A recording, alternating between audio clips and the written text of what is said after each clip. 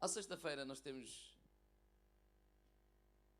o meu desejo é termos um tempo de partilha. Tento não fazer lições muito compridas para não os colocar a dormir e ter um tempo de partilha. E temos vindo a falar sobre discípulos de Jesus e eu tenho dado alguns títulos, palavras duras mas importantes. Eu acredito que temos lido algumas palavras. Eu dei esse título duras, mas se calhar não são assim tão duras. São palavras que são mesmo importantes para nós que queremos fazer a vontade de Deus, para nós que queremos trocar esta vida pela coroa da vida eterna e ouvir do nosso Papá Celestial, não é? Servo bom e fiel, sobre o pouco foste fiel, sobre o muito que lucrarei. Esse muito que lucrarei não é aqui na terra fazer mais isto, fazer mais aquilo, mas é como ele diz, entra no gozo do teu Senhor. Sabendo no que diz lá em Hebreus 13, 12, penso que é 12, 13, que nós somos peregrinos aqui nesta terra. Há um lar celestial, há uma casa. Por isso é que Jesus disse, na casa do meu Pai há muitas moradas e eu vou-vos preparar um lugar. E eu quero fazer parte dessa gente que subirá com Cristo. Amém? João capítulo 2, meditamos mais um bocadinho sobre algumas palavras que Jesus disse para os discípulos de Jesus. E quem é que está aqui que quer ser um discípulo de Jesus? Somos todos nós. E hoje gostaria de falar sobre zelo. Esta palavra zelo, ou zelo de Deus. E começar por meditarmos nesta história, ou neste acontecimento de João capítulo 12, quando Jesus vai ao templo. Eu disse 12, mas enganei. 2, se faz favor. João capítulo 2. Versículo 13 diz assim: estava próxima a Páscoa dos judeus e Jesus subiu a Jerusalém. E achou no templo os que vendiam bois e ovelhas, pombos e os cambiadores assentados. E tendo feito um chicote de cordéis, lançou todos fora do templo. Também os bois, as ovelhas, e espalhou o dinheiro dos cambiadores e derribou as mesas. E disse aos que vendiam pombos: tirai daqui estes, não façais da casa do meu pai casa de venda. E os seus discípulos lembraram-se do que está escrito: o zelo da tua casa me devorará. O meu amor pela tua casa, ó Deus, queima dentro de mim como fogo. Certamente quando se vê, principalmente na Páscoa, mas não só, filmes acerca de Jesus, quem é que está lembrado desta passagem? Quando Jesus entra no templo, vê todo aquele negócio, toda aquela confusão no átrio, não é? O templo é dividido por átrio, lugar santo e o santo dos santos. E ele ficou irado e mandou, expulsou toda aquela gente. Bem, algumas pessoas podem dizer e usar esta passagem para ensinar sobre ira, que quando nós temos uma razão para nos irar, então Jesus também se irou. Mas eu não quero falar sobre ira, mas sobre zelo. Todos os anos se celebrava a Páscoa. E isso acontecia no templo e em Jerusalém. Então, naturalmente, além das pessoas que iam ao templo, a Jerusalém, semanalmente ou diariamente, nesta festa que durava uma semana, vinha pelo menos os judeus, mas não só, de todas as partes. E se fazia uma romaria àquele lugar para a celebração da Páscoa. Dedicado um dia à Páscoa e depois era a festa dos pães asmos. Era um tempo de celebração e de adoração a Deus, de agradecimento por aquilo que Ele tinha feito lá no Egito. Estão lembrados? Quando Deus os libertou do Egito e os trouxe até à terra prometida. Então a Páscoa era esta celebração deste acontecimento, este agradecimento a Deus por aquilo que aconteceu lá no passado com os nossos pais. Deus nos libertou. Então, quando uma vez por ano, no templo e em Jerusalém se juntava não só judeus, mas gentios também, mas principalmente os judeus, eles viajavam de todas as partes. E, de facto, aquela semana era assim uma semana, mês de agosto, na Figueira da Foz. Mais gente, mais pessoas.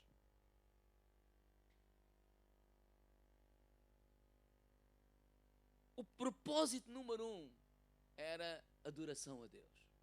O propósito número 1 era celebração a Deus. Era um celebrar, um agradecer por aquilo que Deus tinha feito. E ao mesmo tempo, crer naquilo que Deus irá fazer nas nossas vidas. Mas a pouco e pouco o propósito, o foco foi mudando. Por exemplo, as pessoas que vinham de longe, às vezes não traziam os animais para o holocausto. Então, chegando a Jerusalém, tinham que os comprar. Então alguém teve a ideia, se calhar vamos vender mesmo aqui, porque é para o Senhor. Claro que eram 3 vezes mais. Outros traziam animais, mas eles não eram aceitos, porque tinham defeito, e eles não podiam ter defeito, então teriam que comprar outros. Ofertas, etc. O dinheiro tinha que ser a moeda local. Então, um estrangeiro que vinha com outra moeda tinha que fazer a troca da moeda, não é? O câmbio. Então, tinha lá aqueles que faziam essa troca a preços exorbitantes, não é? Para exploração. Então, o foco daquela festa passou a ser exploração. O foco daquela festa passou a ser venda. E não era venda honesta, era venda desonesta. Então este pessoal, conjuntamente com os que lideravam o templo, que mandavam no templo os líderes, aquilo era uma promiscuidade, não é? Uns com os outros, e havia combinações, etc. E quando Jesus entra naquele lugar e apercebe-se daquilo que está a acontecer, de facto ele ficou irado. Jesus viu o templo, por exemplo, onde os gentios adoravam a Deus, era nos átrios, e era impossível adorar a Deus ali com aquela confusão toda de vendas de animais, de dinheiros, etc. Então o foco não era mais adorar a Deus, o foco era o negócio, o foco era enganar, o foco era uma série de coisas. E quando Jesus ele se apercebe, ele não pôde suportar. Tanto que noutras passagens diz assim, vocês transformaram a casa do meu pai, a casa de oração, num covil de ladrões.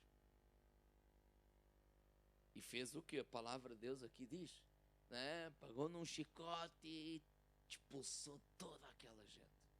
Mandou tudo para a rua. E os discípulos lembraram-se do que está escrito em Salmo 69, versículo 9.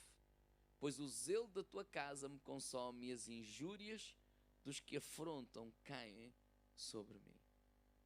Irmãos, sabe que nós com os anos, não quer dizer que aconteça, mas às vezes com a rotina, nós podemos nos desviar do foco.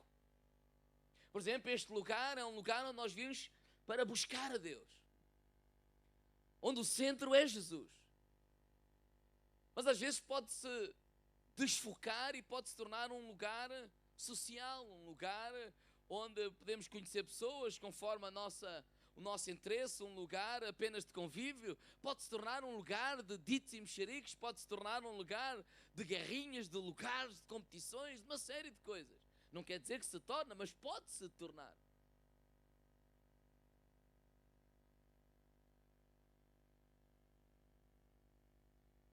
Mas de facto este lugar é um lugar de adoração. É um lugar onde nós vimos buscar a Deus, buscar a face de Deus. Nós devemos nunca esquecer esse foco. Podemos ter 1001 coisa para fazer. Podemos ter inovado em algumas coisas que têm a ver com a sociedade, com uma série de coisas. Mas o foco de nós estarmos aqui é Cristo. É adorar a Deus. É servir. Nós temos uma semana inteira para fazer 1001 coisa. Nós temos a semana inteira para fazer todas as outras coisas. Mas temos só 2 dias. Claro que nós podemos orar em casa. Claro que nós precisamos buscar a Deus, louvar a Deus em qualquer outro lugar. Claro que sim. Mas quando nos juntamos aqui, estas 2 vezes por semana, quer à sexta-feira, quer ao domingo, o foco é Cristo. O foco não são as pessoas.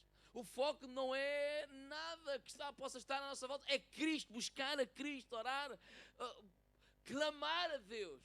Porque aquilo que mais desejamos é a presença de Deus aqui neste lugar. E o que é que significa ter zelo? Ter zelo significa cuidado fervoroso. Ter zelo significa entusiasmo. Ter zelo significa desejo intenso.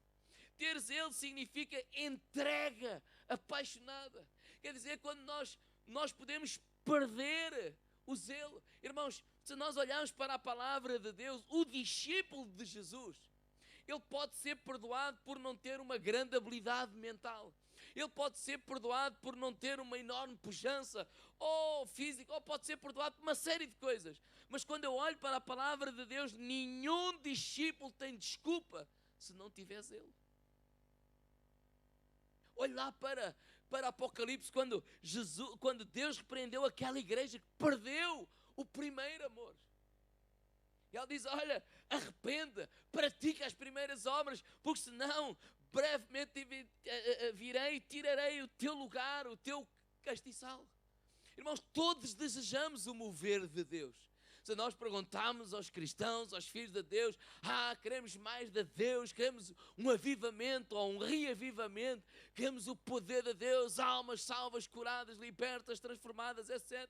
Mas esse poder não vem por cantarmos 4 ou 5 coros novos. Esse poder não vem por fazermos um culto especial e convidarmos um pregador especial apenas.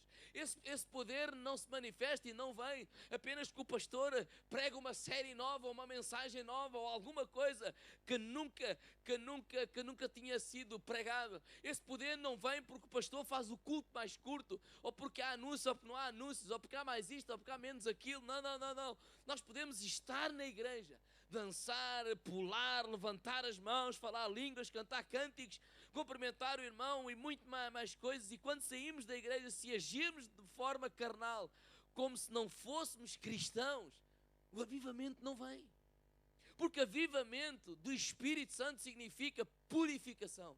Avivamento do Espírito Santo significa vidas transformadas, significa entrega, significa paixão. Avivamento, irmãos, creio eu, são pessoas que decidem em suas mentes que vão servir a Deus com zelo, que vão servir a Deus com paixão, que vão servir a Deus com tudo o que há neles. Um desejo ardente por mais de Deus, apaixonados pela presença de Deus.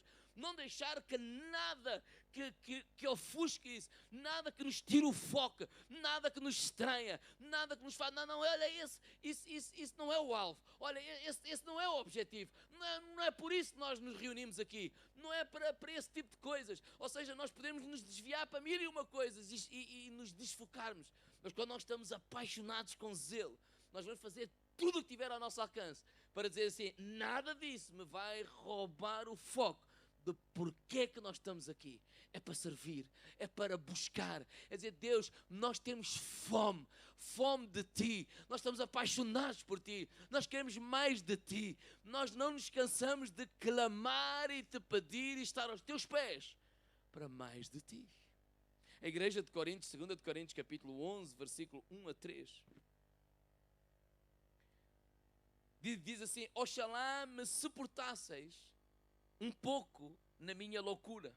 Suportai-me, porém, ainda. Estava Paulo a dizer, e ele disse assim: porque eu estou zeloso de vós, com zelo de Deus.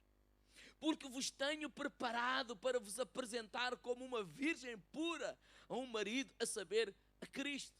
Mas temo que, assim como a serpente enganou Eva com a sua astúcia, assim também sejam de alguma sorte corrompidos os vossos sentidos e se apartem da simplicidade que há em Cristo. Olha, eu estou apaixonado por vocês, estava Paulo a dizer. Tenho zelo por vocês.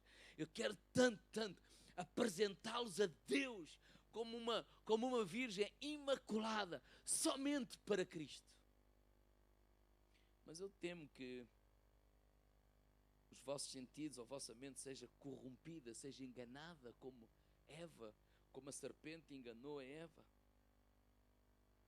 E a minha pergunta é: quantas dessas coisas às vezes não estão acontecendo nos dias de hoje?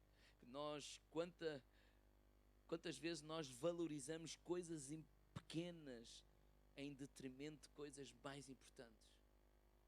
Quantas vezes nós brigamos ou ficamos ali focados em coisas que não têm interesse algum, em detrimento daquilo que verdadeiramente nos traz à casa de Deus? Lembrem-se que a igreja de Corinto era uma igreja dotada neste sentido, era uma igreja onde os dons do Espírito Santo se manifestavam. Palavra de conhecimento, os 9 dons falam: palavra de conhecimento, de sabedoria, discernimento de espíritos, dom da fé, dom de curar, etc. Operação de maravilhas, profecias, interpretação de línguas. Tudo isso estava presente. Mas Jesus não nos... Paulo não se coabiu de chamá-los carnais. E porquê? Uma das passagens ele diz mesmo que eles se mordiam uns aos outros. Tinham lutas entre si. Eles até pensavam que eram mais espirituais uns do que os outros, porque falavam línguas por isto ou por aquilo, e Paulo chamava em carnais. Eles tinham inveja, eles eram consumidos por coisas que não os deviam consumir. Isso é uma exortação para nós, porquê? Ou para quê? Para que também nós nunca desviemos do foco. Às vezes podemos pensar que o segredo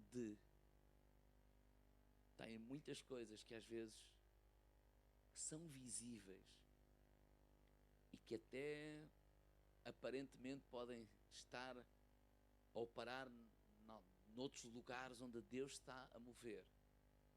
Mas eu tenho a certeza absoluta, eu não vou tirar o absoluto, mas eu creio que o início de todas essas coisas não começou naquilo que eles usam, nem naquilo que é visível, mas começou em corações apaixonados e zelosos pela obra de Deus, pelo propósito de Deus, pelo plano de Deus e de entrega total. Eu ia fazer uma coisa, mas que a pressa, que eu tive esta semana de férias e que a pressa deixei um livro em casa. Eu ia ler uma carta de um homem que se dedicou à causa comunista. E então estava a dizer, a mandar uma carta para a noiva, porque é que ela não devia, porque é que eles deviam de acabar e ela desistir dele. Porque ele não era a pessoa certa.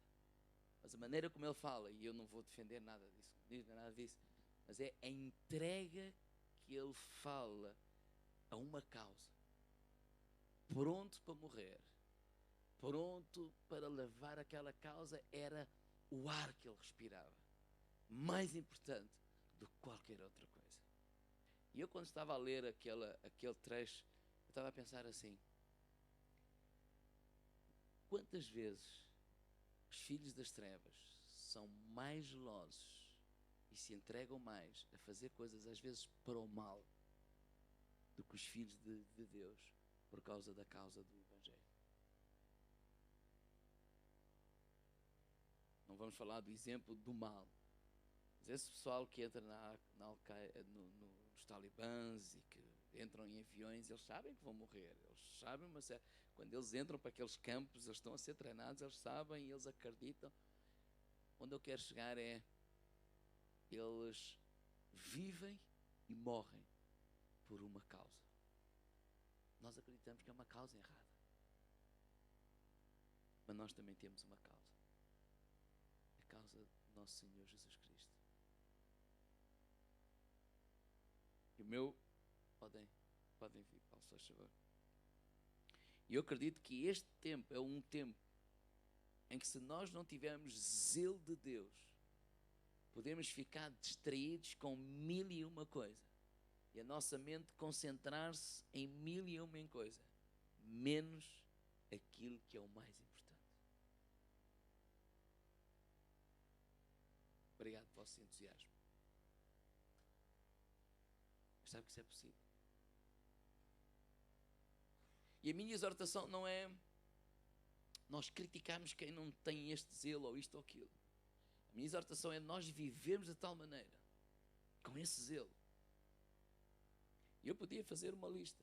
João Batista, Paulo, buscar versículos onde eles eram zelosos. Eles se entregaram àquela causa. Era luz. E esse é o meu desejo. De nós não vivemos a criticar o A, o B, o C, o D. Isso não interessa nada. Mas vivemos de tal maneira que tenhamos zelo pela obra de Deus. Tenhamos zelo pela casa de Deus. E que às vezes aos mais novos usamos que eles possam ver a nossa atitude. Às vezes possamos até repreender algumas coisas. Não é para magoar ninguém, mas para perceber que o nosso propósito, o nosso objetivo, o nosso centro, os nossos olhos, quando nós nos concentramos aqui neste lugar, é Cristo. Não é o telemóvel, não é isto, não é aquilo, não é aquilo, é Cristo.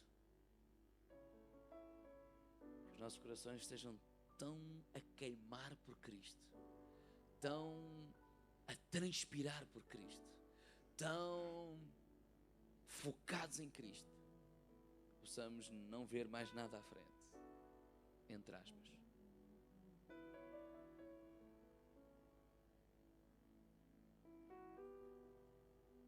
Jesus não estava zangado com ninguém, mas aquilo o incomodou. Eu não sei se te incomoda se alguém goza com os teus filhos e tu vês. Eu não sei se te incomoda se alguém fosse e tu vês que alguém está a bater nos teus filhos e tu estás a ver. Há coisas que nos incomodam. Não?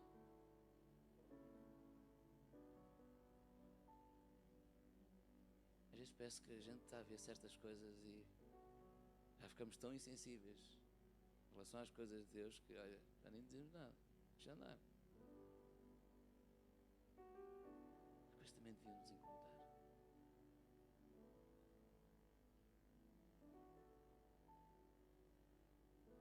Eu não sou só dizer para fazer como Jesus, pegar no chicote e tumba. Mas incomodarmos às vezes de tal maneira que nos leva a dobrar os joelhos, a chorar, a clamar a Deus. Deus, na minha geração, no meu tempo, eu quero fazer parte daquilo que tu podes mudar isto que está a acontecer. E enquanto tivermos ar para respirar, nós dedicarmos a esta causa. Às vezes podemos não saber porque isto, porque aquilo, mas podemos dobrar os joelhos e orar. Mas podemos dobrar os joelhos e clamar ao Senhor. Dizer, Deus, a minha vida não é mais minha, ela é tua. Eu não vivo mais para mim mesmo, eu vivo para ti, para a tua causa. Não importa se os princípios, se o pessoal hoje diz, mas eu não sou religioso.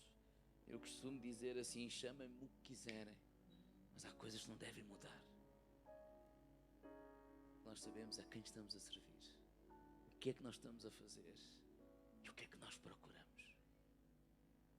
Buscar-me-eis e me achareis, se me buscares de todo o vosso coração. Isso me fala de persistência. Há gente que diz assim, pastor, já orei, está orado, agora... Ok. Mas isso a mim me fala de persistência. Eu não vou desistir. Eu não vou morrer assim. Eu vou ver mais e mais de Deus. Mas eu, às vezes digo a Deus, olha, eu posso parecer um disco riscado, mas olha, aí está no meu coração. E eu vou clamar, eu vou procurar, eu vou bater. Batei e abri-se-vos-á. Fala de persistência, fala de intenção, fala de fazer alguma coisa intencional. A continuar ali aos pés de Jesus. A Ana, que falámos domingo, ela continuou aos pés de Jesus. Aconteceu naquele ano, mas ela não foi lá a Jerusalém só naquele ano. Ela ia ano após ano. E ela clamava, e ela buscava, e ela derramava a sua alma na presença de Deus. E ela fez continuamente. E nós somos exortados pela palavra de Deus a orar continuamente. A orar sem cessar. Pronto, olha, eu olhei o que temos, é agora este tempo. Pois é o tempo de nós nos agarrarmos mais e mais, e buscarmos mais e mais, e clamarmos mais e mais, e dizer, Deus, as coisas podem ser diferentes e vão ser diferentes, e eu creio nisso. Amém? Nós olhamos para a casa de Deus e cuidamos desta casa melhor do que a nossa própria casa. Eu sempre fui ensinado assim. Há coisas que eu posso não fazer na minha casa, mas eu faço na casa de Deus. Porque eu estou a servir a Deus. Eu não estou a servir ao pastor, eu não estou a servir eu estou a servir a Deus. Amém? Eu oro e peço, Deus, que o zelo pela obra de Deus, pelas coisas de Deus, possa arder no nosso coração. Este servir apaixonadamente. Quando nós estamos a perder a paixão, temos que fazer alguma coisa. E a primeira coisa que temos que fazer é buscar a Deus. Jesus, ele foi claro, olha, pratica as primeiras obras.